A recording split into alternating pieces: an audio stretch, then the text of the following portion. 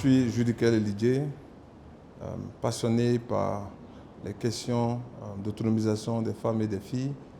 Et dans ce rôle, je suis représentant du Fonds des Nations Unies pour la population UNFPA au Burundi.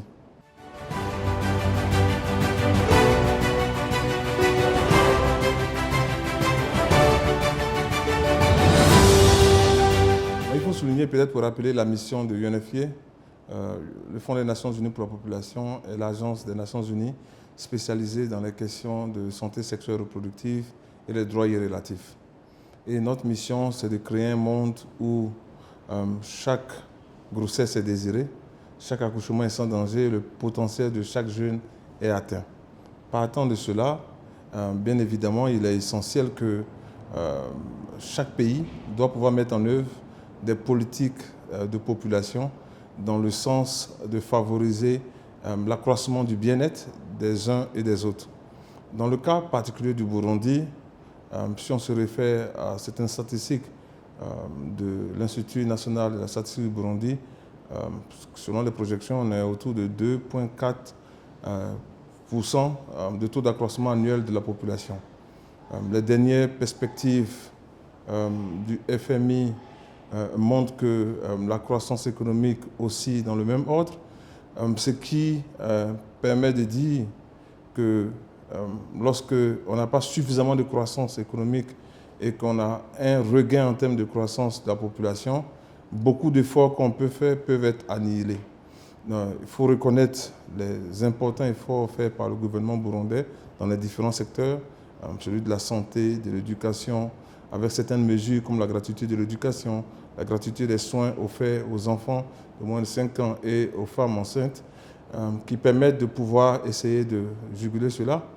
Et donc nous, en tant que Fonds des Nations Unies pour la population, on travaille avec le gouvernement dans l'optique non seulement de réactualiser sa politique nationale de population, et les efforts sont en cours faits par le gouvernement qu'il faut saluer, et on essaie de mettre en place des aspects ou des politiques ou des programmes qui touchent plusieurs volets.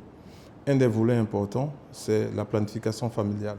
Qu'elle soit moderne ou traditionnelle, c'est que pour le bien-être de chaque famille, il est important de pouvoir planifier sa famille. Ce qui sous-entend, de notre point de vue, prendre des décisions qui sont éclairées. Je suis père, je suis mère, je suis jeune fille, je vais me marier, je vais m'engager dans une relation. Combien d'enfants je veux? Combien d'enfants je veux? Quel est le niveau d'éducation que je veux donner à mes enfants? Quel est le niveau d'avenir que je veux donner à mes enfants? En y réfléchissant, bien évidemment, ça nous permet de faire des choix éclairés. Si on n'est pas capable de pouvoir se poser cette question, il y a un problème. Et c'est pour ça que nous invitons tous les acteurs autour de la problématique de la planification familiale, qu'elle soit moderne ou traditionnelle selon les croyances religieuses ou selon les croyances culturelles. Le plus important, c'est de mener cette réflexion de quel avenir je veux pour mes enfants, quel avenir je veux pour ma famille et prendre les décisions qui vont avec.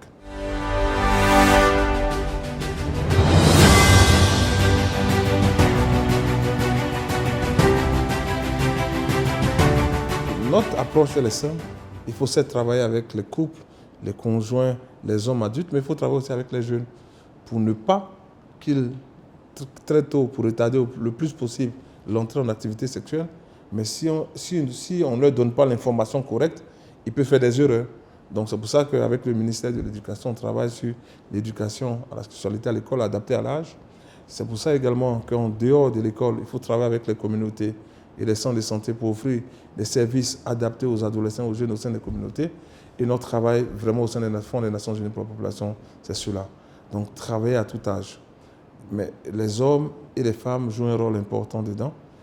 Il faut que vous, aujourd'hui, qui êtes jeunes, soyez capables de pouvoir avoir dans ce dialogue parent-enfant un certain nombre de questions que vous évoquez. Mes filles, par exemple, sont en train de grandir. De temps en temps, à table, avec leur mère, on aborde un certain nombre de questions. Vous êtes en train de grandir, vous devenez des jeunes filles belles. Soyez certains que les jeunes garçons vont vous regarder. Ce n'est pas une question qui est tabou, c'est la réalité. Ce que je leur dis, vous devez attendre. Vous n'êtes pas pressés. Voilà. Parce que si vous pressez, voilà ce qui va arriver. Vous allez tomber enceinte, voilà. Vous n'avez pas envie de dévier de votre trajectoire. Vous voulez devenir des femmes autonomes, capables de prendre en charge leur destin sans toujours compter sur papa ou maman. Et elles en sont pleinement conscientes. Donc, en tant que parent, on doit être capable aussi de pouvoir avoir cette conversation avec les enfants. On doit être aussi capable d'ouvrir le débat. Parce que sinon on ne le fait pas, ils auront l'information dehors.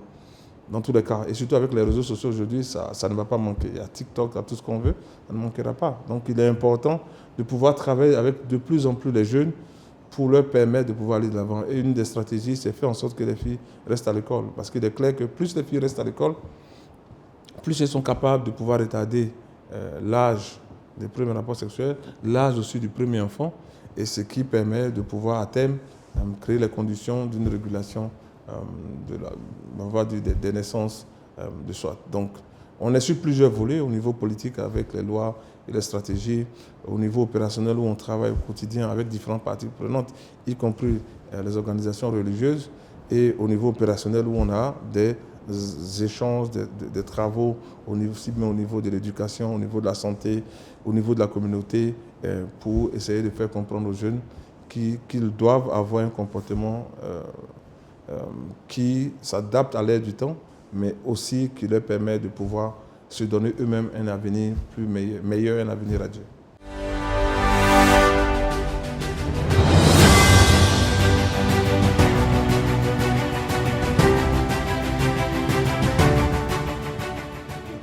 Il y a déjà des ressources, ça il faut que ce soit des ressources financières. Donc le gouvernement burundais, en lien avec la Banque mondiale et nous, a pris un engagement dans ce qu'on appelait le compact, dans lequel non seulement il finance les produits contraceptifs aujourd'hui, et les produits qui sauvent la vie de la mère, mais aussi a décidé de contribuer à hauteur de 10% chaque année, augmenter sa contribution à hauteur de 10% chaque année pour essayer d'avoir un peu plus de produits et de services disponibles. Donc ça, c'est quelque chose qu'il faut saluer. La deuxième chose, les prestataires dans la plupart des formations sanitaires, en tout cas la grande majorité, au moins 8 sur 10, sont capables de pouvoir offrir des services de planification familiale. Et dans le même ordre, on a la continuité des services de planification familiale. Un troisième élément qui est essentiel en termes de disponibilité, c'est que les prestataires sont formés. Mais le gouvernement est en train de prendre, c'est-à-dire le ministère de l'Enseignement supérieur, l'Éducation nationale et l'Enseignement supérieur, en lien avec le ministère de la Santé, en train de faire une révision de la plupart des curricula de formation du personnel médical, infirmiers, sages-femmes, médecins, spécialistes en santé publique, anesthésistes, tout autour de la problématique de leur formation. Et un des éléments importants dans ces nouveaux modules de formation, c'est la question de planification familiale moderne, dans lequel on explique à nouveau l'importance du counseling, l'importance d'accompagner les familles, les conjoints ou les couples ou les jeunes autour de cette question. Aussi l'importance d'avoir des services adaptés aux jeunes. Voilà, c'est-à-dire qu'on ne doit pas être une jeune fille qui demande une méthode de planification, au lieu de la juger, il faut chercher plutôt à la comprendre et voir comment l'accompagner. Donc c'est un peu dans cet esprit qu'on se retrouve. Au-delà de cela, d'autres acteurs comme l'USAID, l'OMS interviennent aussi sur ces questions. Mais pour UNFPA, globalement, au-delà de ce que j'ai dit, on continue avec les ressources qui sont les nôtres de pouvoir utiliser la planification familiale comme un point d'entrée pour l'autonomisation de la femme. Parce que c'est d'abord une question de choix. Et l'autonomisation, c'est être capable de pouvoir prendre cette décision de manière éclairée.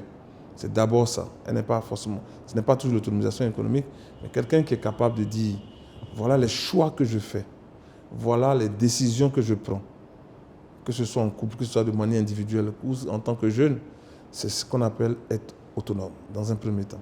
Parce que sur cette base, on peut faire le choix de refuser de ne pas avoir des pratiques qui sont néfastes. On peut faire le choix de refuser de ne pas tomber dans la facilité. Donc, c'est pour ça qu'on travaille aussi avec les jeunes sur les questions de compétences de vie courante. Parce qu'avec ces compétences, on peut résister de manière très ferme à ce qui ne vous convient pas. Donc nos moyens sont au-delà des moyens financiers. Donc les moyens financiers, certes, sont importants, mais ça va au-delà. Parce que c'est d'abord les hommes. Donc d'un point de vue technique, on a les cadres nécessaires qui travaillent au quotidien avec les cadres du ministère de la Santé et d'autres ministères pour faire avancer cet agenda. On a également des cadres qui travaillent avec les jeunes pour faire avancer ces agendas. Donc, en un mot, Des efforts sont faits par le gouvernement, qu'il faut saluer, qu'il faut reconnaître. Le gouvernement reconnaît lui-même qu'il faut un peu plus. Et c'est là où nous, les partenaires, on vient travailler avec le gouvernement pour apporter ce gap et combler ce gap. Mais malgré les efforts qui sont faits, il faut encore appeler un peu plus de ressources. Donc, plus d'investissement dans les jeunes, dans un premier temps, plus d'investissement dans la formation du personnel médical pour améliorer la qualité des services, plus d'investissement dans le matériel qu'il faut au sein des formations sanitaires, et plus d'investissement aussi au niveau communautaire et au niveau de la communication pour faire passer le message. Et autour de ça, il faut avoir tous les acteurs, n'importe lesquels, qu'on soit religieux, qu'on soit traditionnel, qu'on soit moderne. Le plus important, on doit trouver une base commune. Qu'est-ce qu'on veut pour le Burundi? Qu'est-ce qu'on veut pour la jeunesse burundaise? Qu'est-ce qu'on veut pour les hommes burundais? Qu'est-ce qu'on veut pour les femmes burundaises? Et sur cette question, je pense que la plupart des Burundais répondront: nous voulons que nous soyons des hommes ou des femmes ou des jeunes capables de répondre aux défis d'aujourd'hui et de demain. Le défi d'aujourd'hui, c'est un Burundi où chaque homme est capable de pouvoir manger à sa faim, où chaque femme est capable de pouvoir avoir un peu de ressources pour s'occuper de sa famille convenablement et vivre heureux et avec un cœur apaisé. Donc, ce sont des questions qui n'ont rien à voir avec forcément la politique, des questions existentielles sur lesquelles on est tous d'accord. Nous voulons que tous les Burundais soient capables de vivre heureux, en paix, capables de prendre soin de leur famille. C'est ça notre objectif ultime. Et partant de cela, tous les moyens pour accompagner cela, dont la planification familiale en fait partie.